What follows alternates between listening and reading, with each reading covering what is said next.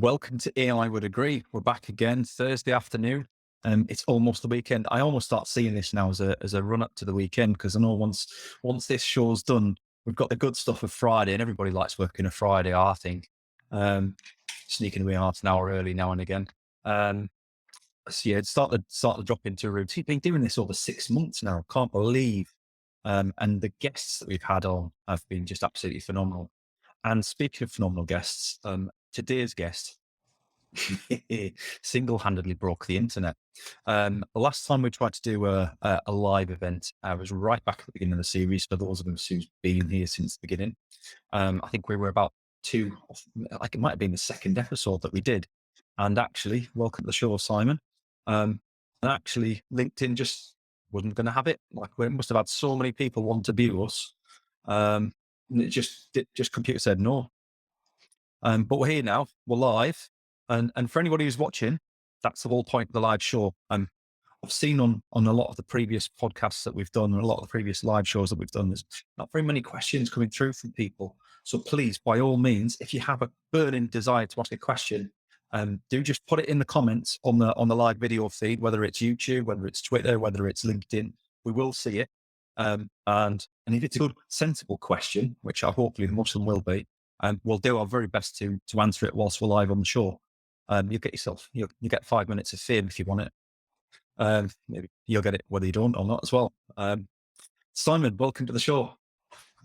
Thank you very much, Paul, again. And I'm interested in your sneaking off on Friday. Is that not hybrid working, we call that? That's not called sneaking off, is it, in this day and age? But anyway. Flexible. Yeah, I was just being flexible. Yeah, it's I guess it's ebbs and flows with remote working. As we've kind of touched on before, is kind of when the business needs you to be there, it's good, and when it's not, then you can kind of have that flexibility. There's no point. I remember the days of kind of sitting at a desk, passing time because you need to be there till 5 p.m. Awful situation to be in. Glad I'm away from that. So the subject of today's show, I think, sounds fantastically exciting. I've not discussed predictive CX with anybody on the show that I'm aware of, although I do think we've touched on it slightly under a different guise when we spoke to Alex Mead. So first things first, Simon, do you want to explain to me, well, first of all, for the guests who's watching the show, a little bit about yourself, and then if you kind of lead into what is predictive CX? What is the state of the current play, and how do we get to predictive CX in your eyes? Yeah, I will do. Yeah, absolutely. So thank you for the intro. I'll keep the bit about me brief. And I always do this bit which says, look, I know enough about data to be dangerous, because I'm actually a data-led brand marketeer by background, working in retail, financial services, online, etc. And obviously I'm now part of Custerian, and we drive a lot of CX-driven type change into organizations. So as I often say, I know enough about data to be dangerous. And I think the interesting thing for me when we talk about predictive CX, to me, is probably a little bit about, well, is it here? Is it coming? And what does it mean? And I think from my point of view, it probably is here somewhere. But when you see the enormous amount of stuff that gets posted amongst other places on LinkedIn about the complaints, and COVID did a lot of this to really galvanize people to go, why is service so bad? I think there's a couple of things we can look at and say, look, if it's here, it's not done very well. And it's probably, at the moment, the types people are talking about, sort of omni-channel type contact. And I think the reason why it's not done very well is when you look at, there's two things probably. One is expectation. When we look at sort of predictive CX, we're talking about the ability for something to recognize you and the relationship you've got with the business when you approach it. And there's endless stories about how, from a service point of view, that doesn't happen. Yet perhaps our expectations increasing. And we were just touching on this when I was in the waiting room, because data driven through social engines is increasingly becoming responsive and predictive to you. So it's stopped being reactive and it started to be predictive about you. So if people are engaged in social, and let's face it, most people are, you're expecting a level of familiarity now that perhaps a lot of service isn't delivering. And I sometimes wonder if that's because the things that drives investment and attention in organizations is sales related and not service related. And I think to me, when we talk about the things that help give it more of a direction in terms of CX, you'd go, right. So it's around understanding purpose. And that's the thing we talk about a lot. Then coming back into the land of TMAC is, well, can I not use data better? Can I not using data to move from being just, reactive to proactive to predictive? And there are very few examples of people who are definitely getting predictive in terms of what they're trying to do for CX. They're still lost in the land of, I have to give my address 3 times. You send me a voice of customer feedback after I've had a very poor order experience, or you've not delivered the order. I think that was a famous one that came through LinkedIn this week. So I think in terms of where are we in terms of predictive CX and where should it be? We should be probably further ahead than we are. But some of the issues that are getting in it, is it because we've got that, look, service is all really about cost. Most of the money goes about generating the stuff up front. But then some of the other stuff that underlies it, which is we probably haven't got our data in one place. And that's a big issue. And we've probably spread our service across multiple suppliers. And that's a big issue. But these things are there to be sorted out. These are things that data is increasingly shareable, and it should be easier for you to be able to put a layer on top of it. And I think to me, the reason why it's important to do, and I'll go back to the start of this conversation, is if in my social engagements or when I'm dealing with Netflix or when I'm being served up something on YouTube or even in TikTok, I'm not on TikTok, by the way, either version of on TikTok. I think to me, there's a bit where you go, well, I expect it to represent me better. Yet when I go to engage with service, it doesn't happen. And I think there's an interesting question in there is to say, well, why is it not happening more than it should? Because we should by now be at the point where that predicted version of CX is capable of being delivered. There are the sort of building blocks of it in there. And I think there is a question there as to why that's not being delivered. I'll pause there and see if there's any reflections on that from you, Paul. It's usually quite good at picking it apart. So. Well, again, like to the audience who's watching, if you've got any questions, please do ask them in the comments and we'll come up on the screen. We'll do our best to answer them. I think from my side of things, seen a huge change, even in just the couple of years that I've been involved in the software and data industry, in terms of the acceptance that digital transformation and data transformation has to happen. It's now we've moved away from that. Do we need it? Do we not need it? We've moved into, we definitely do need it. But I still think there's a lot of concern there that it's this huge months-long project that's going to absorb most of the business. And in the meantime, we're not going to move forward. We're not going to increase sales. We're just going to have to knuckle down and carry on doing what we're doing, the BAU, and do the transformation at the same time. But I think it's fair to say that's not the case anymore, right, Simon? Yeah, absolutely. And I think we're underserving. I wonder how much of this is cultural as well. We talk about this, don't we? I mean, you're big on the behavioral stuff as well. And I wonder how much of it is culturally still present in organizations. They don't think they can do this stuff.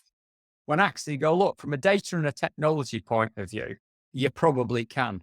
If people are talking about GDPR rules, then really, is the GDPR getting in the way of you pooling your data, creating a data lake that you can provide a common sense answer to people when they arrive? And I think there are some cultural issues. And again, I go back to, I mean, we were out yesterday evening actually talking to 2 people who've been in and around the contact center environment at a senior level, for 30 years. And they were, still agreeing that there is definitely still a culture of cost out when it comes to service. So I go back to that. If I think I can't ask for money, because actually I've got to reduce my costs all the time. And I think if sales is the thing that where the money and the attention goes to, how am I going to create the argument to say, look, it's not good enough for my data to be spread across 4 different data sets and 3 different suppliers. I want it, but it is capable of being done that. And I think that's an interesting one and one of the reasons why it's great to get on these calls, because when you look at the data services providers, yeah, I mean, it used to be, I mean, you said months, you're being charitable there. I mean, it used to be like 9-month activity, pooling all your data and cost you hundreds of thousands of pounds. And that's not the case now. But if you want to get to be predictive. And by predictive, all we mean is that when I ring somebody up, they go, oh, are you ringing me about that order that you just placed, that you then did a web chat on, but we couldn't get to it fast enough. That's what predictive CX means, right? But LinkedIn is littered with examples of people who've got a background who go, this is not happening. Some of who run these types of services and centers as well. And I just think it's interesting as why is this not yet happening? Because it should be. And I think it's a question that a lot of companies are going to have to grasp soon. We've got a cost of living crisis coming. The price of energy is going up for all the different reasons that there is. Inflation is going to be north of 10%. People sat in contact centers are going to be facing issues like, oh God, I'm going to have to go for labor arbitrage soon, and I'm going to send the problem abroad. But there are things that could be done better internally in organizations that would enable you to meet the needs of your customers better by just switching your mindset from, look, this isn't all about saving pennies. This is all about delivering a better outcome. And to do that, what I need to do is get over some of the obstacles that used to be massively expensive and costly, but are less so now. It's called putting all your data in one place, putting some analytics on it, and serving that out into your existing systems through API connections and things like that. I think it's just interesting. So there must be, when big obvious things don't get done, then there may be some big obvious things that aren't being addressed. And is it cultural within organizations? Do they just not have the appetite? So I don't know if you've got any, you're interested, you've come from a retail background yourself as well. And now obviously, Yeah, I think if I'm fair with it, it's one of those things that because we know that the benefits are longer term, it's easier to prioritize the short-term things in our minds that are going to tick our KPI boxes in the meantime. So I guess it kind of comes down to how businesses are measured and targeted, and whether there's an acceptance that whilst this happens, those things might take second precedence in order for the business to move forward in the long run. And we've talked before about this, like the reducing tenure of senior leaders at big organizations. And it's coming down, like where people were staying to 5-6 years as an average 5 or 6 years ago, it's probably down to about 4.5 years now. And probably COVID's going to impact that and reduce that even lower. So why would I, if I'm going to be in a job 4 years, worry about where my customers are going to be in 6 years? And obviously you should be, but like that's not going to impact your pay packet and your salary in the meantime. Yeah, but actually we've got a really good question from Chris from LinkedIn whilst we're on. So I'll put that up on the screen. So the question is around small to medium businesses. Do you think predictive CX is affordable? And I guess, I think that's a valid question no matter the size of the business. Is it price that's kind of getting in the way of what businesses are trying to do with CX?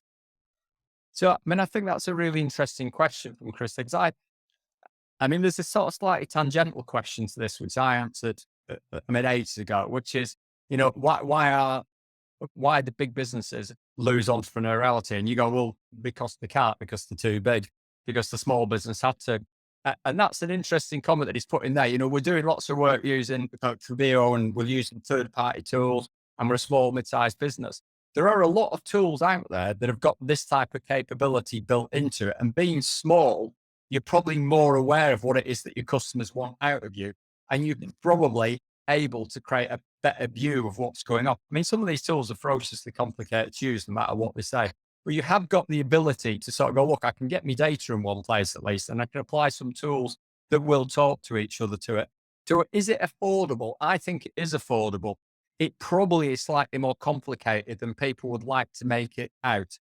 So when you get into it's Sugar CRM and the Zendesk to this world and the HubSpots and things like this, and Salesforce Lite. I'm not sure there is a Salesforce Lite, by the way, but anyway, they say there is a Salesforce Lite.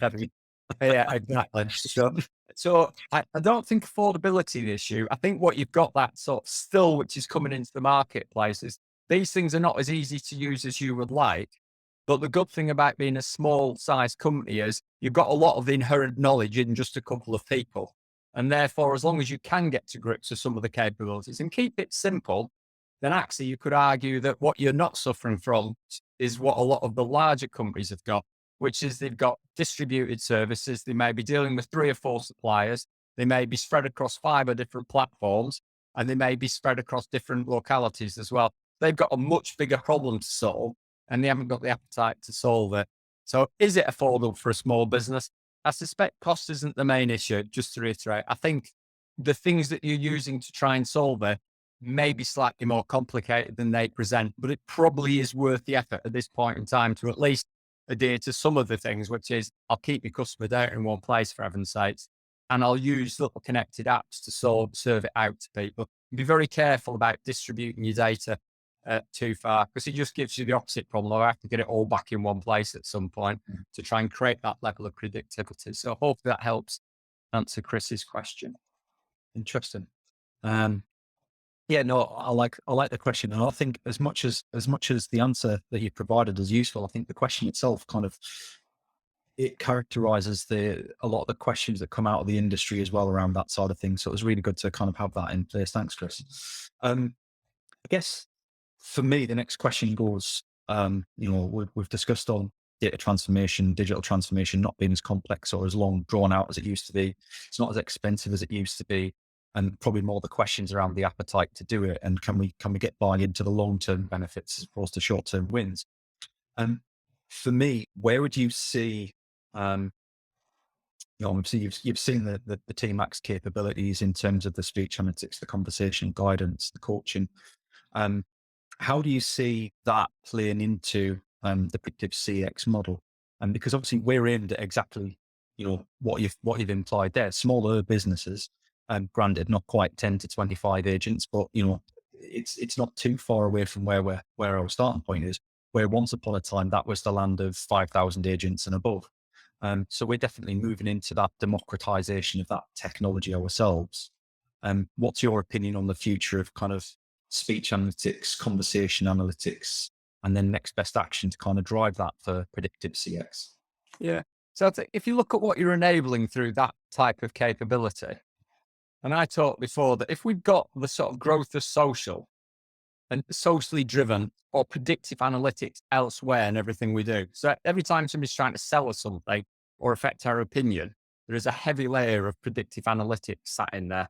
So our expectation is that when we go to a company to be served, and that's either with a sale or with a query, that we're going to get a similar level of recognition back. Now we've talked around about why some of those things aren't possible. And some of those things are only made possible if you've got usually an agent who can demonstrate incredible empathy and can work across 5 or 6 systems really quickly. So your first kit used to be the human intervention. Can I get to a human and can get it sorted out? It's all the issue with bots and things like this is they're dealing on single systems as well. So what the things like the mindset that TMAC has come out with, which is, look, if I can analyze the speech, if I can build that into a recommendation engine. So a recommendation is a prediction of something or an adherence to something. And then if I can actually tailor that to training after it goes around, what you're doing is you're supporting the actual agent to understand what the customer needs is alongside or even ahead of what the customer need is. So it's serving predictiveness. And I think the interesting thing to me is do I want to be able to recognize a customer when they get to my business to be at least on par with them in terms of understanding what their needs are?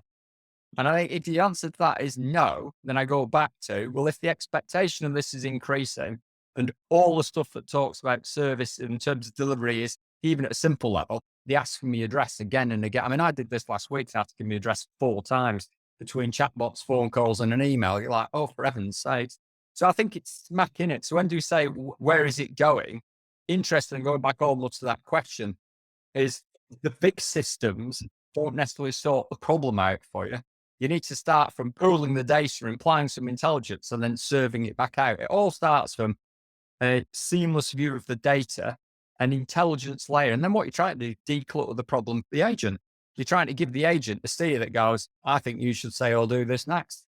Because that will make the person on the other end of the phone go, oh, they've recognized me. Yeah, you understand me. And that's a big step from, that's interesting, Paul. Can you just give me your name and address again? You go, for heaven's sakes, I've just come off the web chat. Yeah. Yeah. And I think for me, there's a takeaway here for the other software companies out there. And I'm not necessarily talking about our competitors. I'm talking about big software companies in general, is stop locking your users' data down. Because one of our distinct advantages And it plays right into the predictive CX side of things. Is that, once you've got our any of our technology solutions in place, you get that database on the back end that open, it's free to access. All you've got to do is pay for the hosting cost, which is next to nothing per month. But you've got all that data then unencrypted, sat there, ready to be put into whatever system you want it to be. We talk about CRMs and needing to be as live as possible. Well, you can feed that information back into your CRM. Then you can feed it into whatever platforms you want. You can get up to date information as soon as it goes on the platform. For me, that is the big part of making predictive CX happen. But the more the more companies that do that, that allow access to that as standard and stop protecting data that created by the user. Ultimately, it's your data. It's your, in our conversations, it's conversation data, right? Well, we're analyzing your data. Why would we lock it down? It's your data still. We've done stuff with it, but it's still your information. So have it and do what you need to do with it. Rather than worrying about chasing sort of pennies and pounds for a customer paying for professional service to unlock it or whatever that is. That's those days are gone. I don't know whether you remember, Simon, but I'm sure you will. The days of like shareware and freeware. Yeah. When I was younger, they ruined a lot of the cost price for the big games, and they had to change their game altogether.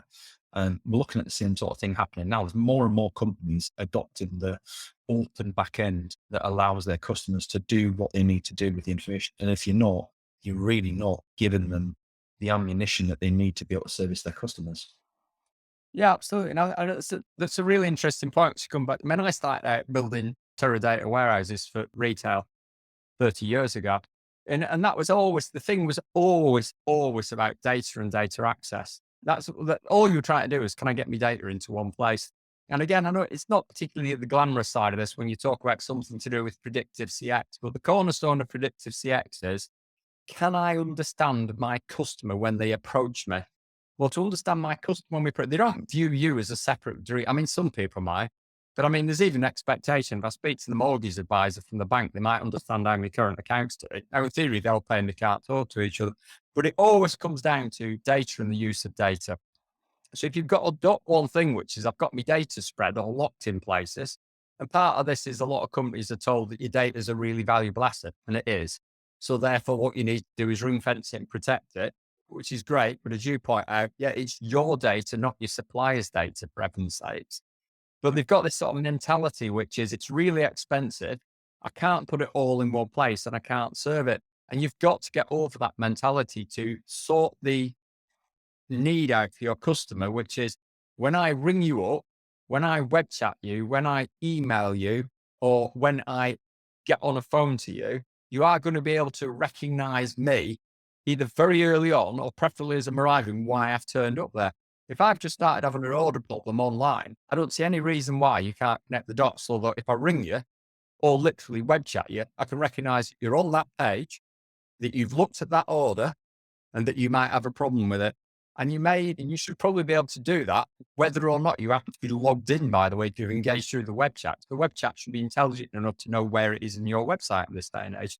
And it's interesting why, and we come back to the answer all the time. Why is predictive CX needed? It's needed for competitive advantage. Delivering a better service reduces your cost and increase the loyalty of your customers.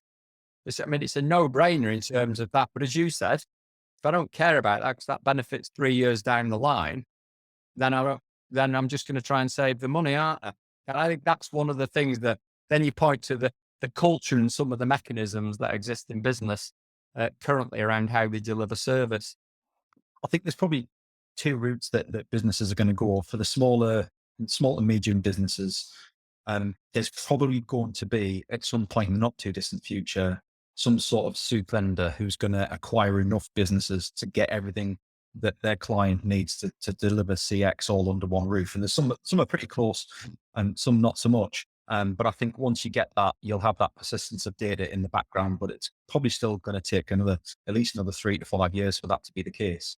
And then I think for the larger businesses, like bringing that in across their board is going to be too disruptive to what they're already using. So they're probably going to need that data transformation layer to kind of then service any new tools that come in. But I think they'd be very much surprised in terms of how easy that is compared to what they imagine it is, and how little internal support is actually needed past the initial sort of data collection phase and understanding phase. And there's a lot of heavy lifting being done on the other side of things.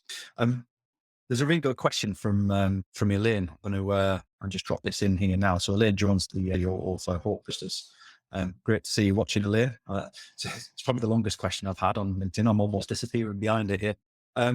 So I've got another question, and this is part of why TMAC exists, is because we like to think outside the box and look at these sorts of things. So Elaine's asking if we think that we'll be able to predict donor propensity to give or quantity of value of donation in the future. And actually, Elaine, I'll jump in before Simon gets there, but I actually think this is already perfectly possible with the right data sets and right information. It's just about a case of being brave enough to put it together in the first place. But Simon, I don't know, what's your thoughts on where that goes? Yeah, so I mean, the simple answer is yes. So, I mean, this type of stuff was possible quite a long time ago. When I worked in mail order, we were using the same people who were sort of forecasting currency and weather trends. Don't get me started on weather trends, by the way. So I live in the north and it's always raining, even though I'm out where it says. But yeah, I mean, this is possible. I think the more detailed answer to what Elaine's trying to do is how close to the point of contact to make a difference to something live are we getting? And I think that's the interesting point, is a lot of this stuff, because it's literally, when people talk about AI and data sciences, they're talking about things that have been around for a long time, not necessarily AI, but the data sciences. You're talking long chain algorithms and propensity modeling, etc. Yeah, I mean, it used to take months to build these things, but the types of things that are being done, when you talk, what's really happening now is they're building them near and increasingly almost in real time. So in Elaine's point of view, yes, that has been possible for quite a while. It's a propensity model. We work to build models to predict how long an agent will be in a business for with a propensity. So are they still going to be here in 4 weeks, 85% score down to 15%? I think the interesting thing for people like Len, it comes back to what we're talking about predictive CX, is what I'd like to be able to do is do that when they're signing up. So that what I would know as to whether invest time to try and upsell these people. Ethically, I mean, they've got it, they can afford it. So therefore I would suggest that might we want to say is, look, why don't you just sign yourself up for 35 and then downside yourself? I'm not trying to do some sort of ethical charity selling, but I think that's the interesting thing about it. The answer is yes. What people are trying to do is get it near live. And that's what we mean by predictive CX. That's triggered a really important point that's making there, which is we're talking about the ability to do it live, to do it in call or near call or in web chat or in email. And the answer to that is that's the bit that should be capable that people are missing on now. And because when I look at my Netflix feed, it tells me what are the next 8 films I want to watch. And because when I'm on YouTube, that confuses me. And I mean, I'm talking that as if I'm a person in general. So I think she's pointed to 2 things there. These things are quite sophisticated and have been for quite a while. What's actually happening, they're getting to the point where in that contact, you should be able to recognize that person in a more detailed fashion than you currently are. And there are less and less reasons why you can't do it. So we must look at things like culture, cost, or an inbuilt complexity that the company thinks it's got about something that increasingly it hasn't. It was a very long answer, that wasn't it? It seemed as long as a question, but More like people asking questions on the live sessions. You never know where they'll go. And then we've got one more question. We've got time for one more question, and we'll do a quick mop up afterwards. But we've got Rob's asking, as a small business, they're always looking for investment conversion. So advantages of agility or disadvantages of the time needed for the ROI. What's your ideas on developing the straightest path to provide superior value then, Simon? Good. yeah, well, I mean, there's a simple model that you can use. And actually, I mean, Amazon have used this. So what you've got to try and do is get a clear line of sight of what are the biggest pain points or biggest benefits for your customers in terms of getting access to your product. And then you simply put that into a matrix. And that matrix might be, well, I'm going to look at it from a customer company point of view. And you hunt for the things that deliver biggest value to the customer and to the company. And then what you do is you very quickly after that, you look at it and say, right, how difficult, how costly is that going to be to line compared to the benefit? So that is a generalistic process. It's called T-shirt sizing. So my path to ROI is to pick the things that deliver biggest benefit as cheaply as possible, as quickly as possible. And people, oh, it's got to be more difficult than that. I mean, I sat in some large consultancies and been subject to large consultancies that are run on t-shirt sizing type methodologies. Because if you're a small business, you're close enough to the customers and the data to make an informed decision, and you're agile enough to recover from it quickly if you get it slightly wrong. So that would be my answer to that one. Just use some simple framework models to get yourself going. Awesome. Thanks very much to the audience for the great questions today. It's Yeah. been refreshing to have some nice questions asked. And please feel free to continue asking them next week as well.